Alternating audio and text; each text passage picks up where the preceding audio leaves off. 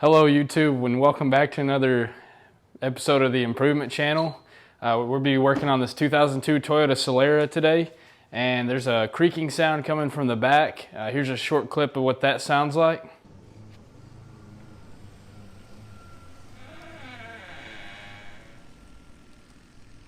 So today we're going to be fixing that, so let's get started.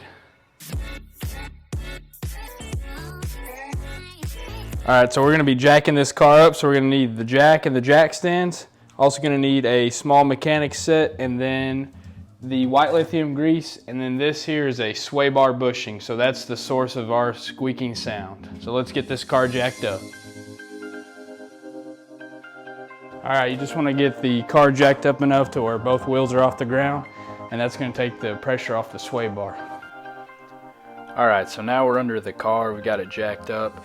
We're going to be removing the sway bar bushing, so it's held on just by these two bolts here. You'll see me unloosening the first one. The second one's just on the opposite side.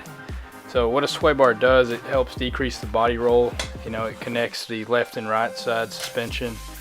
So basically every time the car was off kilter, if the left or the right side was at a higher elevation, it was moving just one side of the sway bar, and it was really making it creak. You'll see me here in a minute. I'm going to pull out these rubber bushings, and they're just wore out. I mean, they were, of course, old and dirty. They're probably the original ones from 2002. They were cracked, so there was probably some metal on metal contact, and that's what probably most of the sound was. Alright, so I got the bracket and the old bushing removed, so you can see kind of I'm moving the sway bar back and forth here, so it moves a little bit when you're driving, so you can just imagine metal on metal, it's going to kind of squeak and just make a horrible sound. Here's the old cracked and dry rotted bushing, so this is what we'll be replacing. And here's the new one. So the first thing you want to do before you put it on the sway bar is just liberally apply this white lithium grease to it. You really can't use too much. So I'm going to go ahead and put it on the outside and the inside of this bushing. I'm also going to be putting it on the sway bar. You just really want to fully coat this. Some will, you know, squeeze out once you tighten the bracket back on, but that's not a big deal at all. Alright, now that everything's lubed up, you're going to pop that back on. You're going to notice a cleaner spot where the old bushing was, so just put your new bushing that's lubed right back in that same place. This is just going to make it easier when you're putting that bracket back on and trying to line up the bolts with the holes. Now you'll just pop the bushing right back on the sway bar.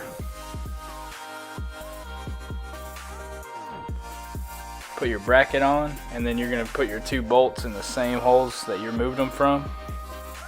So get that tightened up, and then you can switch to the other side. The left and the right, they're exactly the same, just two bolts. And then your bushing pulls right off the sway bar, lube it up, tighten everything back up again, and you're good to go. Got both of those parts replaced, so now let's go take it for a test drive and see if our sound is fixed.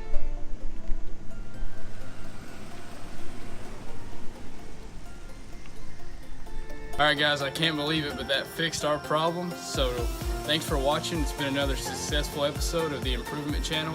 Always like, subscribe, and comment.